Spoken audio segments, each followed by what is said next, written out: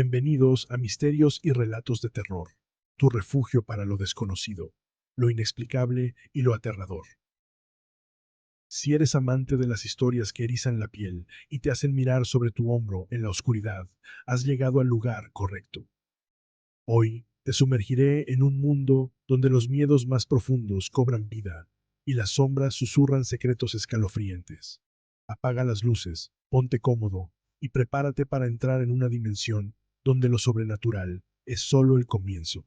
Estas son las historias que te harán dudar de lo que crees conocer, te harán cuestionarte y quizás te roben el sueño esta noche. ¿Estás listo para enfrentarte a tus peores pesadillas? Vamos a descubrirlo juntos.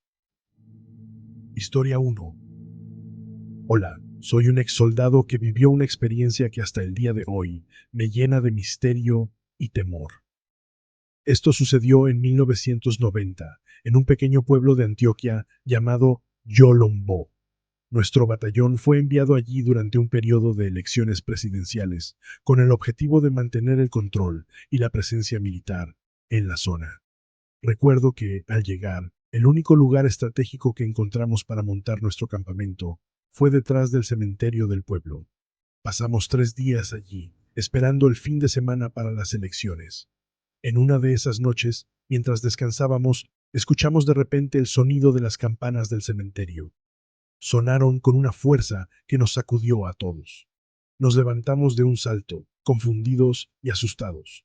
Algunos de mis compañeros incluso alcanzaron a cargar sus armas, preparados para cualquier eventualidad. En aquella época, la zona era muy peligrosa y el orden público era precario. En medio de nuestra incertidumbre, escuchamos una voz en el cementerio. Era un hombre hablando en voz alta. Decidimos acercarnos para ver qué ocurría. Allí, bajo la tenue luz de la luna, vimos a un señor dentro del cementerio, con una campanita en la mano, pronunciando palabras que aún hoy resuenan en mi memoria. Un Padre Nuestro y un Ave María para las almas, para las benditas ánimas del purgatorio. El hombre caminaba por el cementerio, moviendo su campanita y rodeando las tumbas. Eran pasadas las 12 de la noche. La reacción instintiva de mis compañeros fue detenerlo, ya que no estaba autorizado para estar tan cerca de nuestra base. Pero en ese momento, el vigilante del cementerio nos detuvo y nos advirtió: «Muchachos, no vayan a hacer eso. Déjenlo en paz. Ese señor viene todos los años, durante 7 años, cumpliendo una penitencia. Viene siempre en esta fecha a sacar las ánimas del cementerio a pasear». Nosotros, incrédulos, nos reímos de la historia. Sin embargo, el vigilante insistió: «Tengan cuidado, muchachos. No se burlen de esto, es muy delicado». Desde una posición elevada, observamos al señor mientras bajaba por la carretera. Lo extraño fue que empezamos a escuchar música, como si una procesión de la Virgen se acercara, pero era plena noche. Seguimos observándolo, y aunque solo veíamos al señor, la música continuaba. Esto ocurrió alrededor de las 12:30. Lo más perturbador sucedió a las 3 de la mañana. El señor regresó, pero esta vez venía acompañado. Un aglomerado de personas lo seguía, rezando en voz baja. Entraron al cementerio y dieron la vuelta internamente. La escena era surrealista y perturbadora. Al día siguiente, el vigilante nos contó más sobre la historia del hombre. Resulta que había hecho una penitencia por su hijo enfermo, prometiendo a las ánimas que, si se lo curaban, las sacaría a pasear cada año durante 7 años. Milagrosamente, su hijo sanó y el hombre cumplió su promesa, convirtiéndose en un animero. Nos explicó que, durante estas procesiones, está prohibido mirar hacia atrás, pues se dice que verías a todas las ánimas caminando detrás de ti y te atormentarán por muchos años. A veces pienso en ese hombre y en las almas que lo seguían. Me pregunto si realmente cumplió su promesa y qué otras historias similares pueden estar ocultas en los rincones de nuestros pueblos. Hay fuerzas y rituales que van más allá de nuestro entendimiento, y a veces la línea entre lo real y lo sobrenatural se vuelve difusa. Quizás, en algún momento de nuestras vidas, todos nos encontraremos con lo inexplicable, y deberemos enfrentarlo con el mismo respeto y temor que yo sentí aquella noche en Yolombó. Historia 2. Hola, buenas noches. Mi nombre es John, y llamo desde Cartagena. En 2013 pertenecía al batallón de contraguerrilla número 69 del ejército, patrullando en la zona del sur del Tolima, exactamente por Bilbao. Estábamos en la parte de arriba esperando órdenes para avanzar.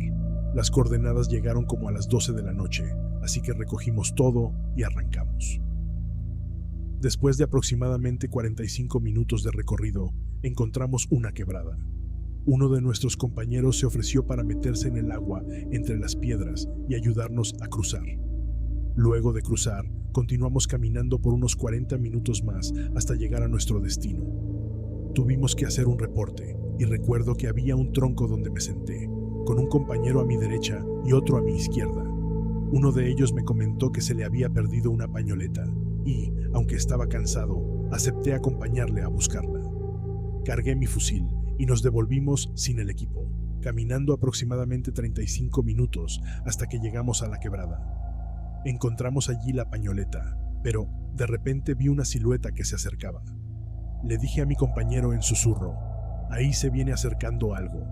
Encendí la linterna del celular y, para mi sorpresa, alumbré a un niño de aproximadamente 4 años. Nunca olvidaré esa imagen. Un niño monito, zarco, con cabello rubio, pantalones, sudadera y un busito con capucha. Le pregunté: «Niño, ¿qué haces por acá? ¿Dónde están tu papi y tu mami?». Pero el niño no decía nada y pasó entre los dos. De repente, razoné: «Un niño a esta hora por acá, en una montaña sin población civil». Di la vuelta y alumbré, pero el niño ya no estaba. Sentí un temor indescriptible. Mi compañero también lo vio y entramos en pánico, pero seguimos adelante. Llevé la imagen de ese niño en mi mente todo el camino hasta llegar a la tropa. Al llegar, hicieron el reporte y avanzamos. Coronamos el filo por ahí tipo 5:30 a 6 de la mañana. Tocaba hacer el desayuno, así que un compañero me pidió que lo acompañara a buscar agua en una casa de tabla que vimos. Bajamos e hicimos el procedimiento. En la casa había una señora, una muchacha, y escuché la voz de un niño. Me acerqué y le pregunté a la señora la edad del niño. Tenía 5 años y para mi sorpresa se parecía mucho al que había visto. Le pregunté si habían salido en la madrugada, pero me dijo que no, y pues el lugar donde vi al niño estaba muy lejos de la casa. Un señor de avanzada edad, de unos 70 u 80 años, se reía mientras escuchaba mi historia. Le pregunté por qué se reía y me dijo: «Eso que te salió fue un tunjo». Me explicó que en las tierras del Tolima se ven mucho las huacas. Los indígenas, al ocultar un tesoro, hacían rezos y sembraban un espíritu para custodiarlo. Le pregunté qué hubiese pasado si lo hubiese cogido. Me dijo: «Menos mal que no lo cogiste, porque en el momento que lo tomas, le quedan los pies allí. Vas caminando y se pone más pesado, las piernas se alargan. Cuando te quieres dar cuenta, es un demonio». También me dijo que, si hubiese usado saliva o algo, se hubiese transformado en oro del tamaño que lo viste. Y pues, esa es mi historia. Gracias por leerla. Historia 3. Hace unos 15 años tuve una de las experiencias más escalofriantes de mi vida. En aquel entonces trabajaba en una funeraria en un pequeño pueblo del Tolima. Este trabajo, aunque sombrío, era tranquilo y predecible, hasta que sucedió algo que jamás olvidaré. Una joven del pueblo, que había tomado un camino oscuro en la vida, llegó a nuestro establecimiento. Era conocida en su localidad natal, Caldas, por haberse desviado hacia malas decisiones. A los 17 años, había comenzado a usar drogas y su cuerpo estaba cubierto de tatuajes perturbadores. Entre estos tatuajes destacaban una estrella satánica y una ouija, símbolos que parecían gritar su desespero y rebeldía. La niña, en un intento de escapar de su tumultuosa vida, decidió viajar al Tolima con la esperanza de encontrar algo de paz, pero la tragedia la seguía de cerca. Un fatídico día, mientras viajaba en un coche con 2 personas más, el conductor del vehículo se volvió loco repentinamente. En un arrebato de violencia inexplicable, mató a la joven y a otro pasajero, para luego quitarse la vida. Fue un suceso aterrador y sin sentido que dejó a todos en estado de shock. Los cuerpos fueron trasladados a la funeraria donde yo trabajaba, y nosotros nos encargamos de los preparativos para el velorio. El ambiente era sombrío y pesado. Una tristeza palpable se cernía sobre todos los presentes. La joven, con sus tatuajes oscuros y su trágica historia, parecía traer consigo una presencia inquietante. La velación se llevó a cabo en una de las salas de la funeraria. Las paredes de la sala, decoradas con cuadros religiosos y velas titilantes, creaban un ambiente de recogimiento y respeto. A medida que la noche avanzaba, el cansancio y el miedo comenzaron a mezclarse entre los asistentes. Era aproximadamente la 1 de la madrugada cuando sucedió algo completamente inexplicable. Un gato negro apareció en la sala, sus ojos brillaban en la penumbra, y su presencia silenciosa causó una sensación de incomodidad entre todos. El gato, sin hacer ruido, se posicionó al lado izquierdo del ataúd. A pesar de que alguien lo sacó fuera de la sala, el animal volvió casi de inmediato, repitiendo su acto inquietante. Los presentes estaban perplejos, sin saber qué hacer o cómo interpretar este extraño suceso. A medida que la noche avanzaba, un frío inusual comenzó a invadir la sala. Las velas parpadearon y las sombras en las paredes parecían cobrar vida propia. Los murmullos nerviosos de los presentes aumentaban la tensión en el aire. Fue entonces cuando algo aún más extraño ocurrió. Un colibrí entró en la sala y comenzó a sobrevolar el ataúd. La delicadeza del ave contrastaba de manera inquietante con el ambiente lúgubre de la funeraria. El colibrí, con sus alas batiendo frenéticamente, parecía casi fuera de lugar en ese escenario de muerte y tristeza. Justo en ese momento, el gato negro, con una agilidad sorprendente, saltó y atrapó al colibrí en pleno vuelo. El sonido de las alas del colibrí cesó abruptamente, y el gato desapareció del salón, llevándose consigo al pequeño pájaro. La escena fue tan impactante que dejó a todos los presentes congelados de miedo y asombro. La combinación de la muerte trágica de la joven, sus tatuajes oscuros, y la inexplicable aparición y desaparición del gato negro, con el colibrí atrapado, creó una atmósfera de terror que difícilmente podía explicarse con lógica. Esa noche, el pueblo entero quedó marcado por el suceso. Nadie pudo dormir tranquilo, y la historia del gato negro y el colibrí se convirtió en una leyenda local. Un recordatorio de que, a veces, el mal puede manifestarse de las maneras más inesperadas y aterradoras. Historia 4. Hola, me llamo Sara y les saludo desde Armenia, Quindío. Hoy quiero compartir con ustedes dos historias que me han ocurrido. La primera de ellas hace ya varios años, y la segunda es algo que me está sucediendo actualmente. Ambas experiencias han sido desconcertantes y todavía no logro comprender por qué me ocurren. Hace 15 años exactamente tuve a mi hijo. En esa época vivía con mi hermano en un segundo piso que teníamos en arriendo.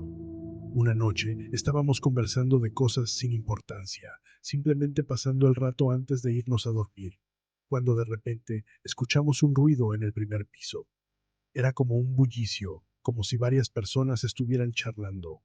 No sabía si alguien vivía allí, pero no le dimos mayor importancia y nos fuimos a dormir. Mi hermano se fue a su cuarto y yo me quedé con mi hijo en el mío. Recuerdo que, a eso de las 2:30 de la madrugada, el bebé se despertó llorando de una manera impresionante. Mi hermano también se despertó y ambos intentamos calmarlo, pero no había forma de lograrlo. Fue entonces cuando comenzamos a escuchar a una mujer llorar. Cuanto más lloraba mi hijo, más fuerte lloraba esa mujer. Su lamento provenía del primer piso y el ambiente se llenó de una tensión inquietante. El dolor en su llanto era tal que me helaba la sangre.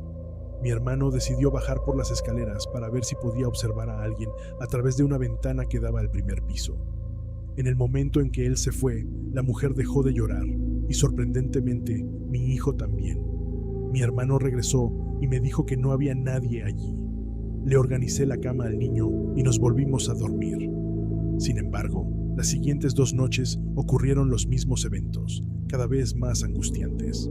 Ya no lo soportaba más, así que decidí hablar con el dueño de la casa y comentarle lo ocurrido. Su respuesta me heló la sangre. No, aquí no vive nadie. El primer piso está vacío. La incredulidad y el miedo se apoderaron de mí. Me preguntaba, ¿qué fue entonces eso que escuchamos esas noches? ¿Por qué el llanto de la mujer se sincronizaba con el de mi hijo? En menos de 2 días conseguí a 2 personas para que fueran los padrinos de mi hijo y lo bautizamos inmediatamente. Desde entonces, mi hijo nunca más volvió a llorar en la noche y nunca volvimos a escuchar el llanto de la mujer.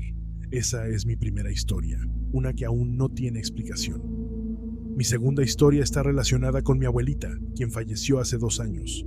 Ella siempre tenía un sentido del humor peculiar y en broma solía decirme: "Cuando me muera, te voy a jalar las patas".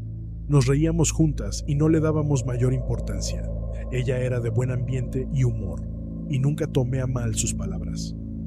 Unos meses antes de fallecer, sufrió una obstrucción intestinal. La llevamos de urgencias al hospital donde yo trabajaba como enfermera y, debido a la gravedad de su condición, tuvieron que realizarle una colostomía. Una colostomía es un procedimiento quirúrgico en el cual se crea una apertura en el abdomen, llamada estoma, a través de la cual se desvía una parte del colon para permitir la salida de las heces hacia una bolsa especial adherida a la piel. Es un procedimiento delicado, pero necesario en casos graves. Como enfermera del hospital, tuve la oportunidad de cuidar de ella. Estuvo allí durante 2 meses hasta que falleció. Después de su fallecimiento, 24 horas después de enterrarla, experimenté mi primera parálisis del sueño. Esa noche estaba en mi cama, una de esas divididas en 2, y sentí que alguien la movía. Sentí una presión en mi cuerpo, como si alguien me estuviera agarrando. Intenté gritar, pero mi lengua se enredó. No podía ni siquiera rezar el Padre Nuestro. Vi una sombra pasar por el borde de mi visión. De alguna manera, logré emitir un grito. Mis tías y mi mamá, que estaban en casa de visita debido a la muerte de mi abuela, subieron corriendo y me encontraron completamente alterada. Esa noche no pude dormir y tuve que irme a dormir en el primer piso con ellas por unos días. Recuerdo claramente haber sentido un olor peculiar, el mismo que emanan las personas a quienes se les ha realizado una colostomía. Fue entonces cuando lo asocié con mi abuelita. Desde ese momento, cada vez que siento ese olor, sé que algo malo va a suceder. Hace 8 días, soñé que mi abuelo había fallecido. Él estaba en un ancianato. Al día siguiente, tuve otra parálisis del sueño. Vi la misma sombra y percibí el mismo olor. 2 días después, recibí la llamada informándome que mi abuelo había fallecido. Ese olor es como una señal de que algo importante va a suceder. No sé si es una advertencia o simplemente su forma de decirme que aún está conmigo, cuidándonos desde el más allá. Historia 5. Soy Juan César, y lo que les voy a contar ocurrió hace 10 años, en los Llanos Orientales, en San José del Guaviare. Me encontraba con mi papá en una finca, a unas 2 horas de la ciudad. Esa finca pertenece a mi tío, el hermano de mi papá. Cuando tenía vacaciones, me gustaba viajar allá y quedarme unas semanas. Recuerdo un día en particular cuando nos invitó a una cacería, en una zona montañosa y selvática, donde planeaba construir una casa. Nos dijo que un animal había estado merodeando por la zona, comiéndose las gallinas y conejos que mi tío criaba allí, y por lo tanto quería cazarlo. Nos fuimos mi tío, mi papá y yo. Partimos a eso de las 5:30 de la tarde. En esa región no hay energía eléctrica. Todo se ilumina con velas y lámparas de petróleo, por lo que cuando cae la noche, el lugar se vuelve terriblemente oscuro. Antes de adentrarnos en la montaña, atravesamos unos potreros y cruzamos un gran portón de madera. Una vez dentro de la selva, el ambiente cambió por completo.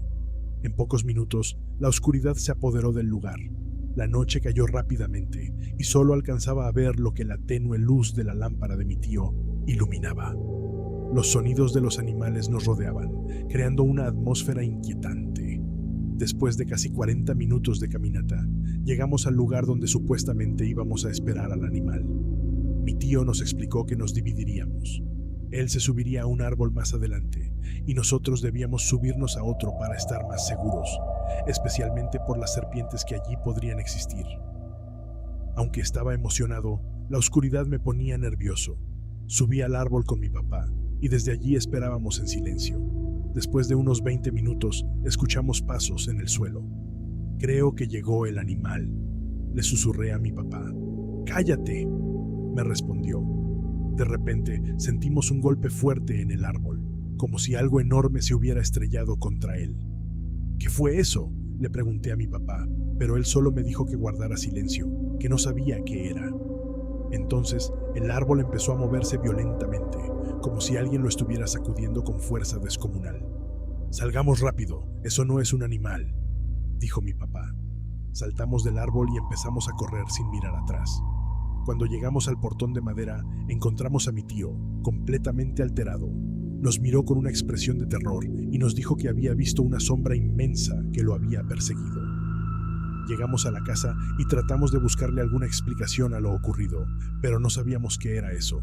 Al día siguiente, cuando viajamos al pueblo por cosas de mercado, mi tío y mi papá le comentaron lo ocurrido a un amigo en común, quien mencionó que había escuchado una vez a su abuelo decir que esa montaña estaba rezada, que alguien había hecho conjuros para que nadie pudiera cazar allí, que nadie podía ir a cazar sin que algo extraño le ocurriera. Durante el mes que estuve de vacaciones, vi muchas cosas que nunca hubiera creído si no las hubiera visto con mis propios ojos, y aún hoy en día no encuentro explicación. A veces, la naturaleza y lo sobrenatural se entrelazan de maneras que escapan a nuestra comprensión. Aquella noche enfrentaron algo que no pueden explicar, una presencia que desafió la lógica y nos recordó que hay fuerzas en el mundo que no podemos controlar ni entender. Quizás nunca sabremos qué les acechó en esa oscuridad, pero la experiencia dejó una marca indeleble, recordando que en ciertos lugares los misterios permanecen insondables y los secretos de la tierra continúan envueltos en sombras. Y así, llegamos al final de nuestra oscura travesía por estos relatos que desafían la realidad y juegan con nuestros miedos más profundos. Las historias que has escuchado hoy no solo son un recordatorio de que lo desconocido acecha en las sombras, sino también una reflexión sobre la fragilidad de nuestra percepción de seguridad. La próxima vez que camines solo en la oscuridad o sientas un escalofrío inexplicable, recuerda que hay mundos paralelos, criaturas y fuerzas más allá de nuestra comprensión. Quizás, solo quizás, estas historias no sean solo fruto de la imaginación, sino advertencias de un universo donde lo imposible es posible. Gracias por acompañarme en este viaje por lo macabro y lo misterioso. No olvides suscribirte y activar la campanita para más relatos que desafiarán tu valentía y te mantendrán despierto por la noche. Déjame tus comentarios sobre cuál historia te estremeció más y si tienes alguna experiencia aterradora, no dudes en compartirla. Hasta la próxima, valientes exploradores de lo desconocido. Recuerden, el miedo es solo el comienzo. Buenas noches y que tus sueños no se conviertan en pesadillas.